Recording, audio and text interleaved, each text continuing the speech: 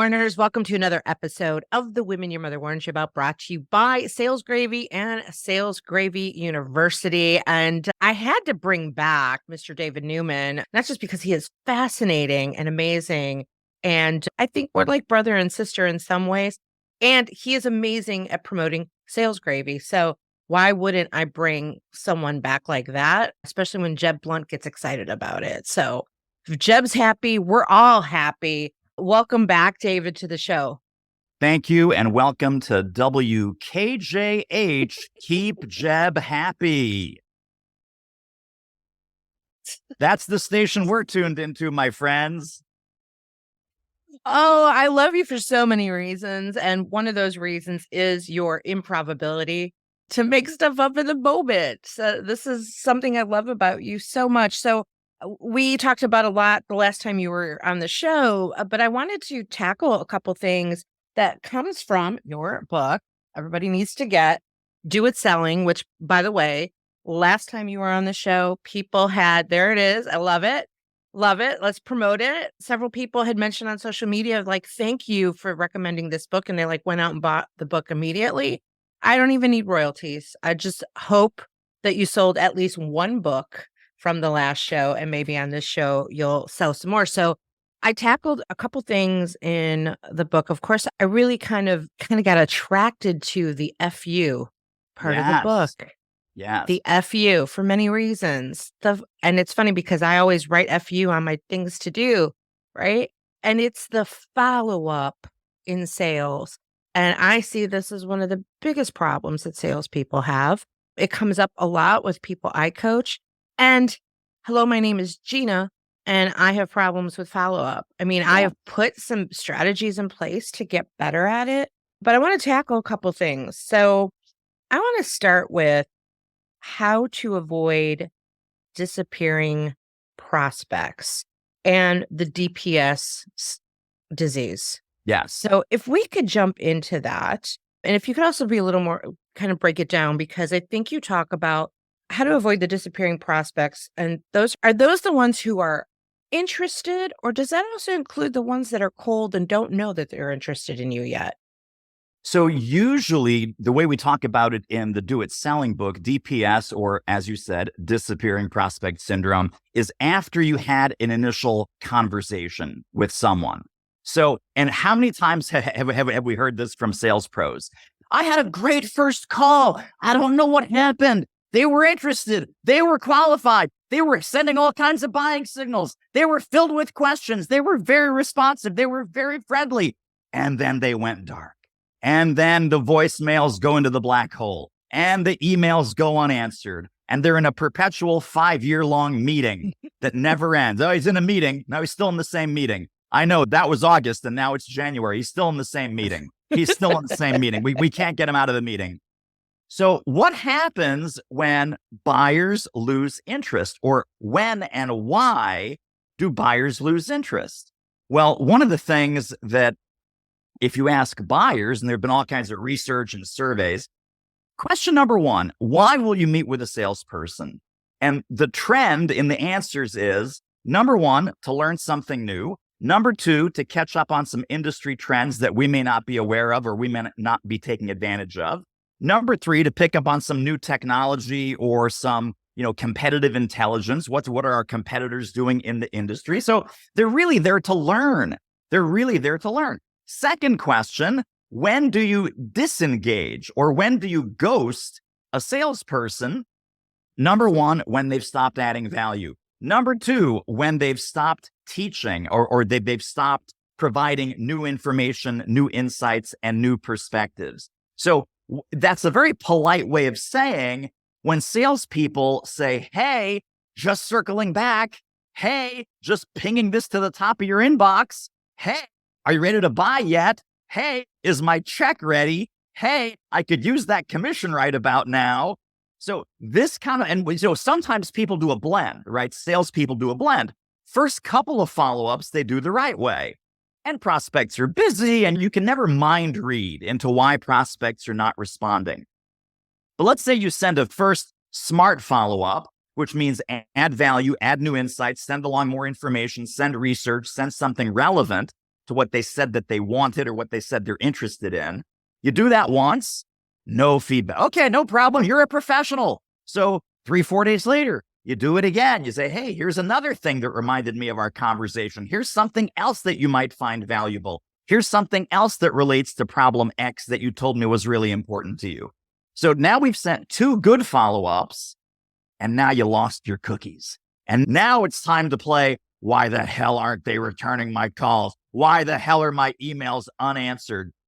Hey, just want to make sure you got my last email. Hey, just circling back from our chat last week.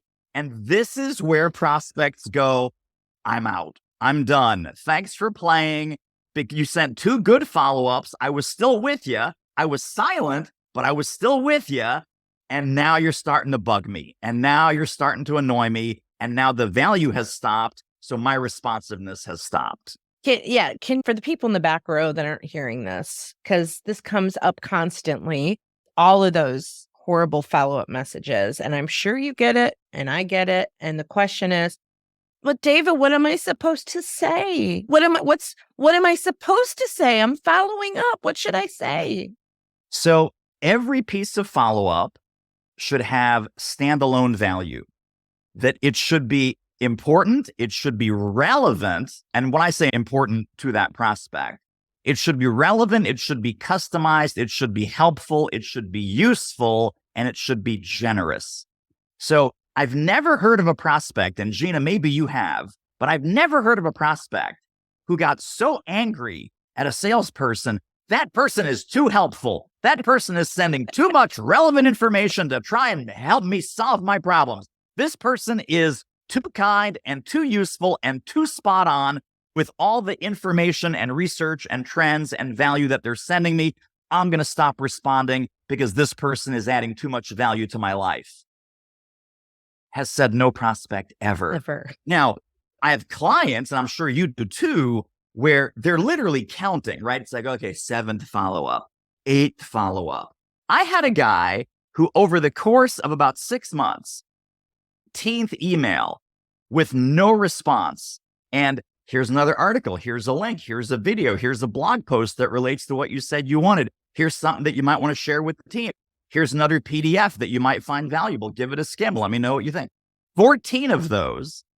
On number 15, the guy closes a 5-figure deal.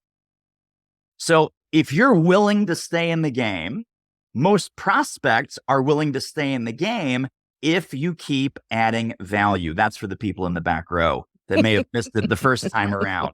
But literally 6 months, 15 outreaches later, yes, we're ready. 5-figure deal. Off we go to the races. Isn't that amazing? The 15th time.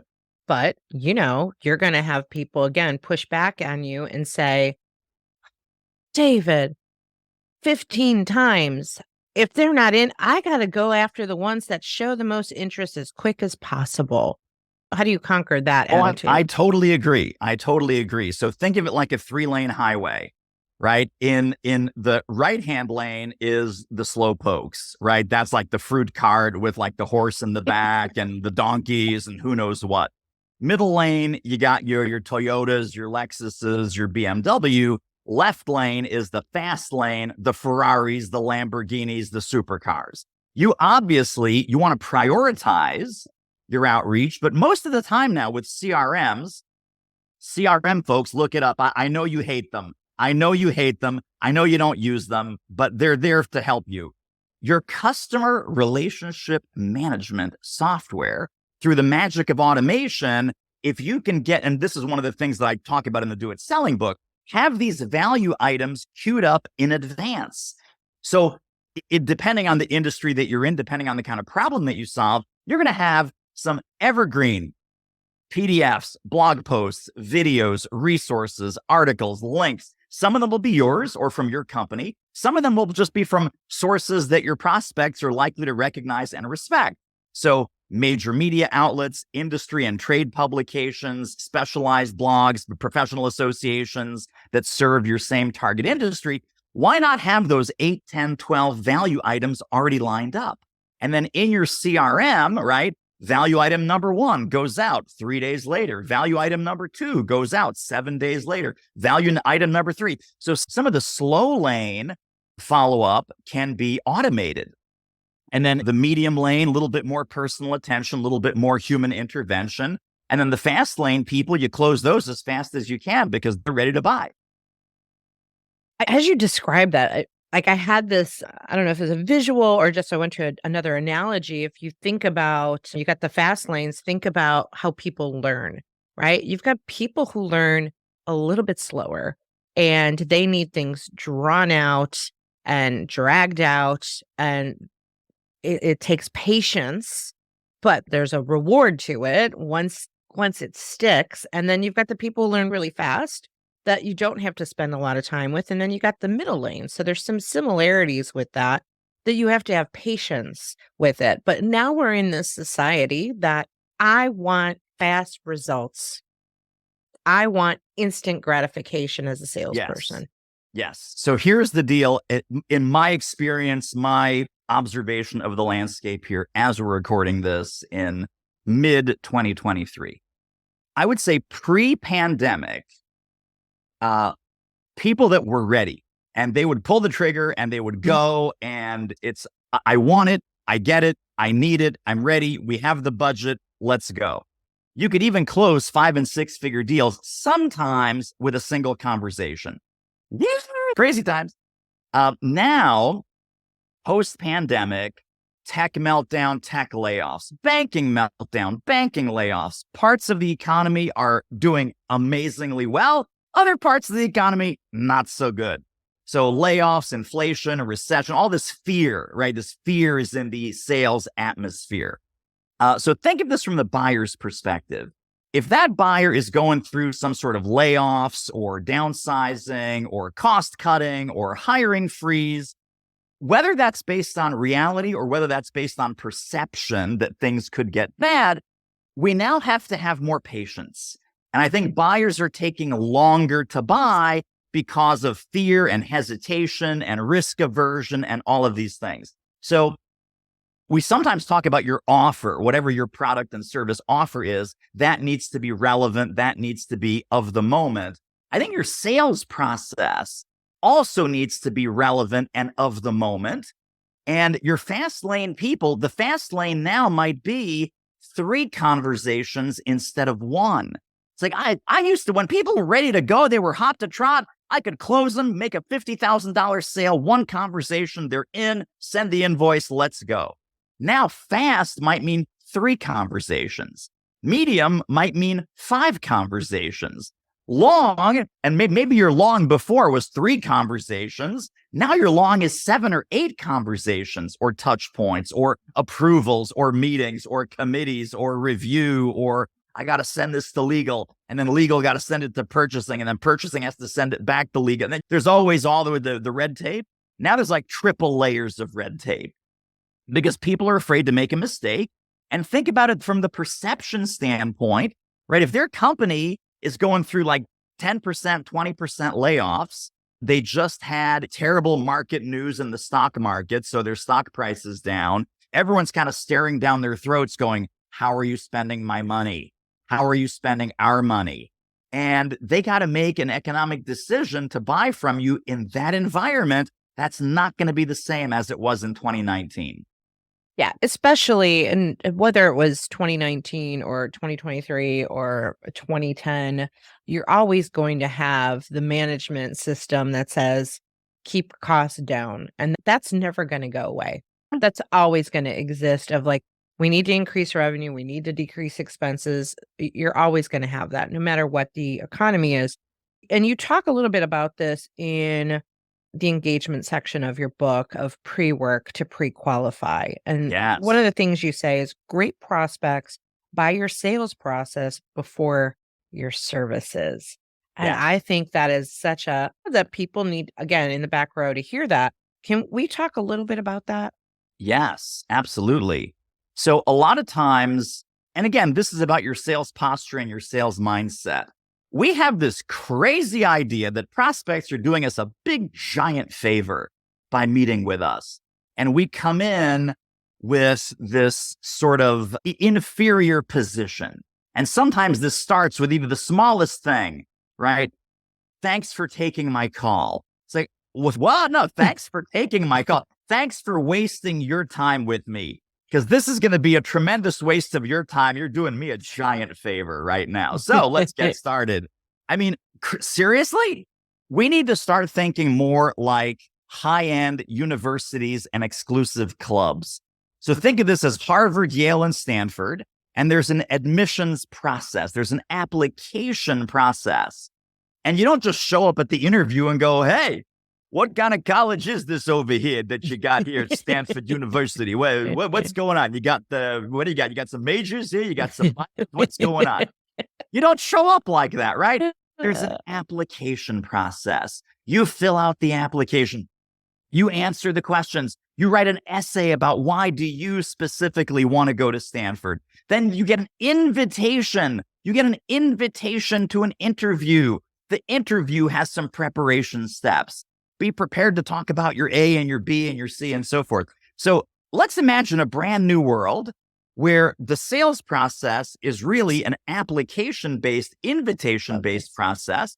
This does not mean that you're arrogant. This does not mean that you're superior. This means that we're about to have a peer-to-peer conversation between two professionals.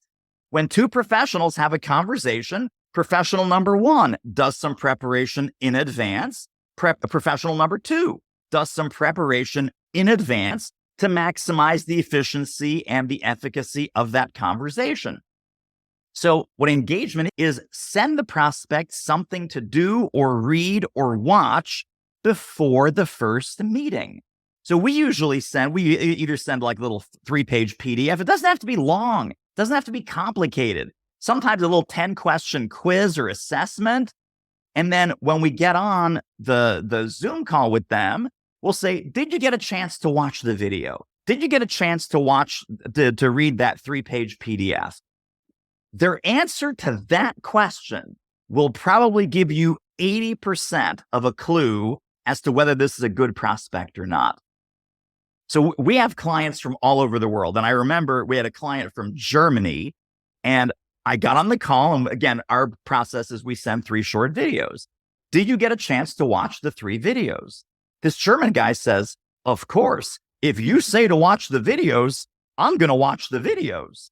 And needless to say, he became a client, which is super exciting. But basically, do you have the professional level of respect that when I say, hey, do a little bit of preparation so that we can maximize the value of the conversation for you? It's not a selfish thing, right? The more you tell me about your business, the more you tell me about your company, the more you tell me about the problem that you're looking to solve, the quicker I can guide that conversation into a helpful direction for you. So I always do this with a sense of firmness, kindness, and humility. I say, but looking forward to our call today at 2:30. Before we chat, have a look at this 3-page PDF. Have a look at these 2 short videos. Take this quick 7-question assessment. The people, and I'm going to break this down super simple, Gina. The people who do those things are good prospects. The people who don't are not. That was the aha for me in that section. That's why I wanted to talk about this, because I'm actually going to start implementing this. That was a really big aha for me of thinking about how do we get some of that engagement. Now, there are going to be salespeople who are like, but David, I'm just happy that they've agreed to the call. Now you're asking me to have them do work. What if they don't do the work? Perfect. Then they're probably not a good prospect. You just found out that you don't need to waste the next 3 months of your life chasing this person. Yeah, I think that is so golden. So for the person who's afraid to ask the prospect to actually put some skin in the game, in essence, right? You're asking the prospect to put skin in the game along with you. I do this well with follow-up, next steps, right? And in my next steps, I do give people things to do, right? Because they're not ready to buy in this moment for a variety of reasons. And I give them a next step, including Let's schedule a meeting. And before the meeting, the next meeting, I want you to do X, Y, Z. Yeah. And then we're going to review that together. So in my mind, I'm going to add value to, I may have given them just, let's call it a little bit of free. I know we don't like free, but I'm going to give them a strategy and something to work on because I want to see, are they going to put some work into it and then come back to see if we're a good fit moving forward? Because if they didn't put the work in it, they're going to be hard to work with. Oh my God. It's so much of a fortune cookie about whether this person's going to be a good client. Because here's the deal. Bad prospects do not become good customers. There's a fortune cookie. Let's have those printed up immediately. That's right. You're listening to WKJH. Keep Jeb happy. Bad prospects do not become good or great customers. I think that should be the title of your next book. That's it. But let me go back half a second because you said, hey, sometimes we're not crazy about free. I love free, but I don't like free for no reason. So when free is in the service of adding value to a prospect conversation, that's beautiful. One of the other things I talk about in the Do It Selling book is happy meal marketing. So think about your paying clients and customers. They get a beautiful 7-course meal. They get the 4 kinds of forks and the 3 wine glasses and the 2 kinds of spoons and the linen and the whole shebang, the crystal chandelier. But every prospect that follows your process, every prospect, whether they buy from you or not, should get a happy meal. So they get a little bit of value. They get a little bit of a sample of what you do and how you're cooler, better, faster, smarter. Whether they buy or not, the sales process itself should have some value for them. I love that. I love that. So sticking on the engage piece, and we kind of talked about this, but I want people to hear this. Doing sales with prospects versus to prospects. And this is part of that engagement piece of no more dancing monkeys. Yes. But I want people to understand the difference between the two. So this is where I think a lot of sales burnout comes from. Sales people, screw this. I'm going to go back and flip burgers and put on the green apron and go to Starbucks and the hell with this sales thing. Imagine any relationship in any part of your life where you're doing 100% of the work and the other person is doing 0% of the work. Mm-hmm. So number one, how much fun would that be? How long would you stay in those kinds of relationships? And honestly, how long would you stay in that kind of career? But when the dancing monkey shows, like the salesperson is jumping all up and down. Let's do a demo. Let's do a second demo. Let me send you this. Let me send you that. And the prospect is sitting there, leaning back in the chair, half asleep, scrolling through their email, looking around on Facebook. You can tell that they're not making contact on Zoom anymore, eye contact, and they're off on this other screen. And you're like, what's happening right now? It's like, dude or dudette, they have just tuned you out. They have just tuned you out because your engagement factor is 0. Now, so that's doing it to, right? You're doing it to them. They're watching a 2-dimensional performance. Yep. You might as well be on Netflix. So compare that to when you are sitting with someone and we're having a dialogue, right? And they have their agenda and you have your agenda. And perhaps you even sent them some things ahead of time to help them set their agenda and to see where they score on certain dimensions or to share some insights about where they're doing well, where they're not doing well. So think of this like a horoscope. Why are horoscopes so popular? Because it's about everyone's favorite person. Me. Like, tell me about what's my love life going to be like today? What's my work? Should I stand up and take a stand on something at work today? Should I keep a low profile and just kind of keep my head down? So horoscopes are engaging because they're about you. So imagine if every sales conversation was a horoscope about that particular client and where they're strong and where they're weak and what they should watch out for and what they have nailed down. About should they go left turn next or right turn next? And when you have that engagement and that dialogue and that conversation, number one, you can immediately tell who is in, we talked about the 3 lanes, right? Fast track, medium, slow. You can already get some signals right away. This person's hot to trot. They're ready to go. This person, medium, but I'm also collecting some information about their concerns and their hesitations. Slow lane, this person is not going to buy. I'm going to add some value. And then, like you said, Gina, give them a little bit of homework, follow up a little bit later, put that push pin in the calendar, and then see where they are in, a few weeks or whenever.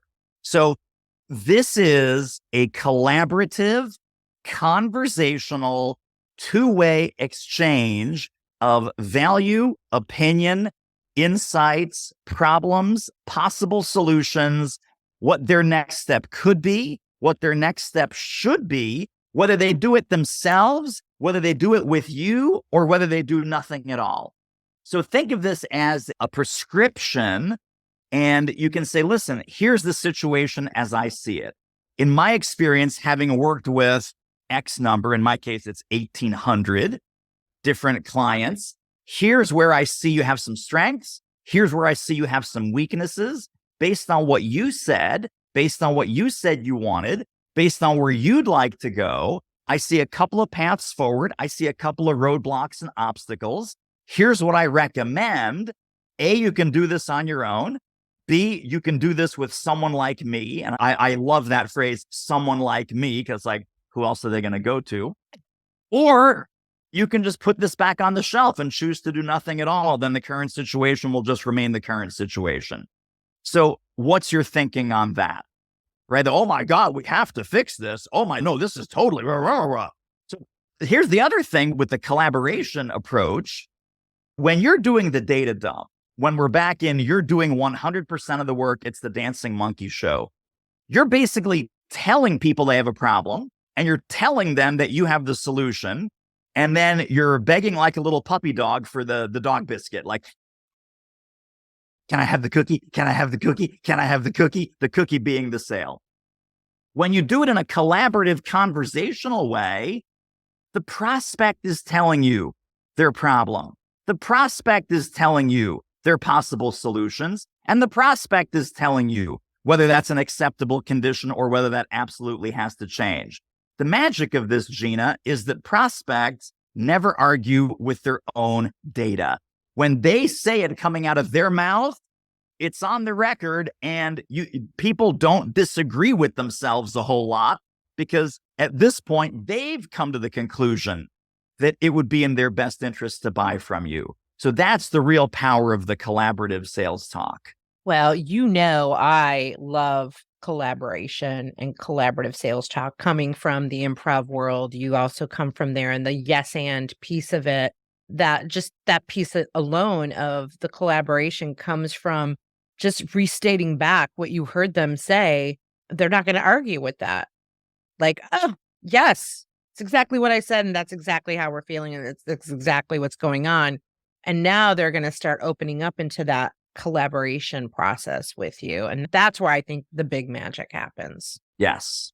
A couple things. I love the horoscope analogy. You have like the best analogies. That's what I enjoy so much. Yeah, what a great mindset of like the horoscope. Everybody wants to know how their day is going to be. Is it going to be good? Is it going to be bad? What should I do today? What direction should I take? And that being able to offer that up and not just walk into it with like, let me ask you a million questions in discovery, which leads us to questions, because you actually said something like, what do you think of that? Right? Like now you're starting to ask those questions, moving into the close. See what I did there? It's part of my plan today.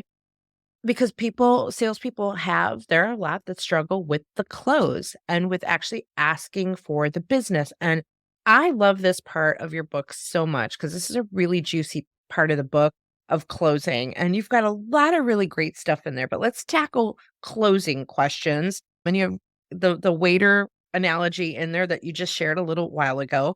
You say time kills deals, money loves speed. What are the questions we should be asking to close the deal?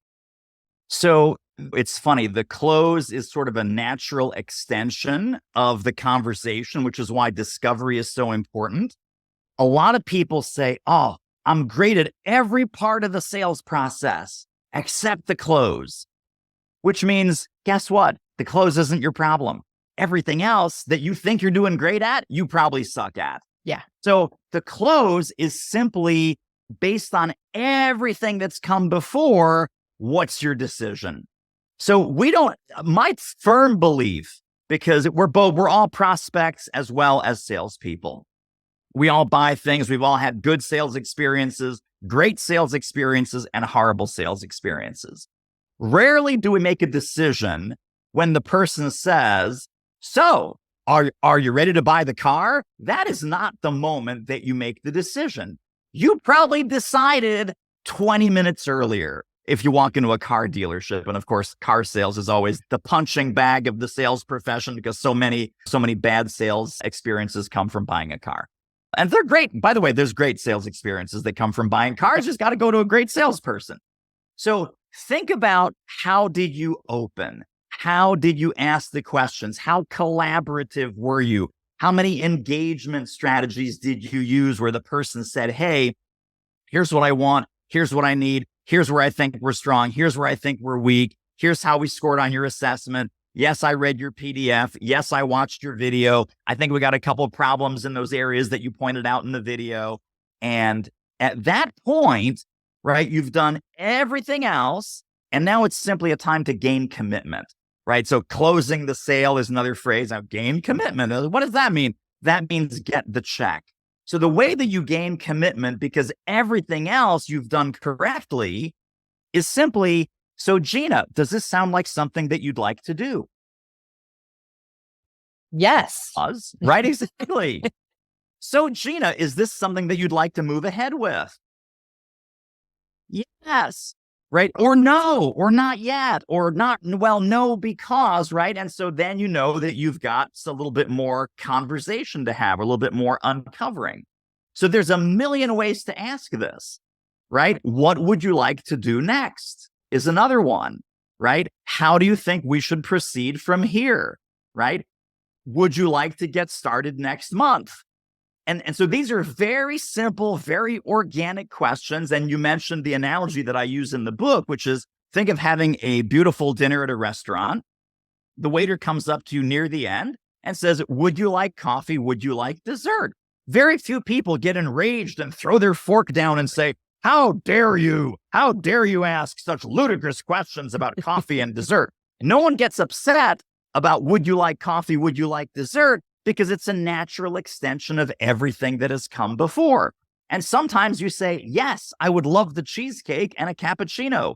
Sometimes it's, I'll just have the cherry pie. Sometimes it's, I'll just have a black coffee. And sometimes it's, no thanks, I'm ready for the check. The waiter's unattached, right? The waiter doesn't care. I mean, obviously, they would like to sell you dessert because then your tip is a little bit bigger, but they don't take it personally. They say, okay, we followed the process and it was a no thanks. Or we followed the process and it was cherry pie. We followed the process and it was coffee and cheesecake. Wonderful. But you don't get to the close unless you follow the process. People always think the problem is in the close. My friends, the problem is in the process. Well, again, back to the analogies, right? It's a natural question to ask, would you like dessert? I'd like to add a little bit to that of the detail in that ask, in that question, right? To me, it's like, let me tell you, the cherry pie that we have is made here fresh. And the owner's mother, it's her recipe from decades ago. And the crumbles on it are so, oh my gosh. I'm not sure if you guys are interested in dessert, but if you were, that's what I would have. Yes. Didn't that just change it all? I mean, I bought dessert based on that. I'm like, well, where else am I going to have cherry pie like that? Nowhere else. And so that is about presenting options with a specific recommendation, right? So imagine that we get to the end of a sales conversation and you say, well, I have good news. The good news is you don't have a $500,000 problem. The bad news is that you also don't have a $5,000 problem. So based on what you said, my recommendation is, and then we go into our version of cherry pie made fresh. The crumbles should be bottled because they're like crack. They're so good. You could just eat the crumbles on their own and forget the pie. So always have options and then have a specific recommendation that you make especially mouthwatering and tell them why it's a great fit for what they said they wanted, what they said they needed, what they said their biggest priorities are, what they said their biggest urgencies are. And then you have a totally firm basis to make that recommendation because it's all based on what they said they want and what they said they need. Yeah, I love that. Oh, let's talk about negotiate versus caving. Negotiating Yes. versus caving. Again, a lot of great stuff there. So almost every salesperson, when they hear the word negotiate, they think it's negotiate down. Yeah. One of the things I talk about in the Do It Selling book is this is a great time to negotiate up. And you can even do it when you're being asked for a price concession. So one of the funny things that you can do, and Gina, this because this is one of your native geniuses that you share with your clients, is that in a sales conversation, you cannot underestimate the effectiveness of humor.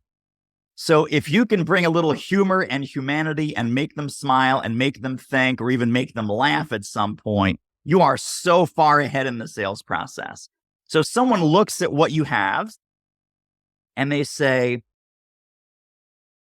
is that the best you can do? Is that the best you can do on the price? And you say, well, no, of course not. How much more would you like to pay? Best. So it's like, I just gave you silver, man. If you want gold, if you want platinum, I can 2x or 3x the proposal, no problem. Is that the best I can do? Far from it.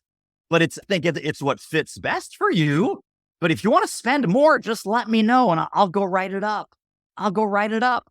So now they're laughing, right? It's like, okay, I get it, right? You were asking me to drop my shorts for no reason. Obviously, I'm not willing to do that. Could you buy more? Could we increase the value?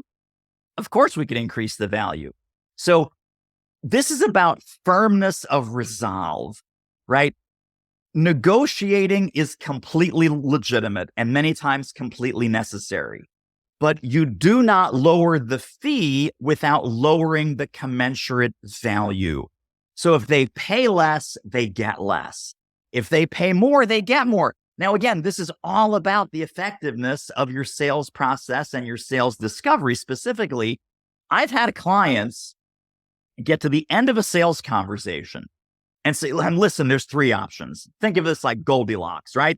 There's the big papa porridge, there's the mama bear porridge, and there's the baby bear porridge.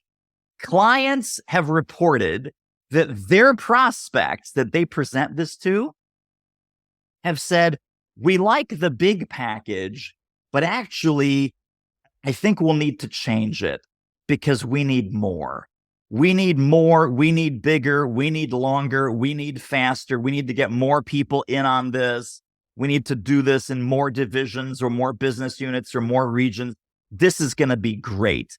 And they tell you that your biggest option is not big enough because you've done the process so well and so smartly, and you've listened and you've integrated what they've talked to you about in a human to human, deep listening conversation. So that when you say, hey, he's option A, B, and C, they're like, David, this is great. I think we need option D. Can we do more, bigger, better, faster, deeper, longer, whatever it is? Can we get more salespeople in on this? Can we go for a year instead of just 6 months? Because you got them excited about the transformation. You did not get them excited about the nuts and bolts of what you do or what you sell. You got them excited about what that does and what that means. And when you get a prospect excited about what your product or service does for them and what your product or service means to them, and they're now seeing that their entire future is on a completely different trajectory because of buying from you, they're like, no, we want bigger. We want more. David, this literally just happened to me a few days ago. This exact scenario that I presented to someone. And just like you said, I was really tuned in on what this specific stakeholder needed because she was overwhelmed with what's going on and needs this help. And so what I propose, A, B, and C, she's like, can I have that A package, but I actually need it. I need it bigger because I need the transformation faster. Can we actually double up the process of this project and get it done in less time and pay you more now? But like, Yes. let's spend more money now, because she was so excited because I was able to draw her in with, all right, we need to get all of this off your plate. And her face lit up. Yeah. She's like, yes, please get this off my plate. Right. I And so love when I that. presented the price, she's like, this is way cheaper than hiring a VP right now. If you could take this off my plate right now. Right. Yeah. That was magical because it actually took me off guard a little bit. So you just validated that I did the process right. Yes, indeed. I love that story so much. And it happens more often than you think. So Well, folks yeah. listening are like, oh, that only happens to like magical unicorn salespeople. It's never going to happen to me. Well, Uh, as you told the story, actually a few clicked, and I was like, oh, you know what? That happened with that one and that one too. yeah. Like that actually happened. And that's where you feel like, wow, this was easy. Was it Yes. easy, or did I do the process better? Right. Because I don't always do the process as well as I could for a variety of reasons. I'm overworked. I'm overbooked. I got too many appointments. I didn't have enough time to engage properly. Right. But if I actually spend a little more time, invest a little more time, I'm going to be better at the process. Would you agree? Totally agree. Let's talk about yogurt proposals. What's a yogurt proposal? So yogurt has an expiration date, Mm.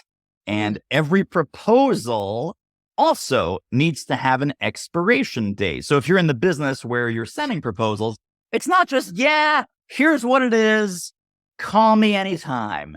It's like you need to put a date, say pricing is valid through, and my recommendation is somewhere between 7 and 14 days. 7 and 14 days out from when you present it, that expires. Those dates might be taken. Your inventory, your production time might be Yep. longer, right? So, whatever product, whatever service, there are time bound factors that if you tell me yes right now, here's how it's going to roll out. If you come back in 3 months or 6 months, and by the way, you'll never come back in 3 months or 6 months, but if you think you'll come back in 3 months or 6 months, it might take twice as long. The materials cost might go up. I mean, this is all very real now, Yeah. post-pandemic, right? Yeah. Yeah. Because depending on what you're buying, it's like, oh, what used to take 1 month now takes 5 months. What used to cost $2 per foot now costs $5 per foot. So the time value of money needs to be expressed by a hard deadline in every proposal that you ever send, because then it's got a native sense of urgency. It's got a baked in sense of urgency. Let's say you send the proposal and it says, hey, this expires 7 days from today. So if you send it on the 14th, it would say expires on the 21st.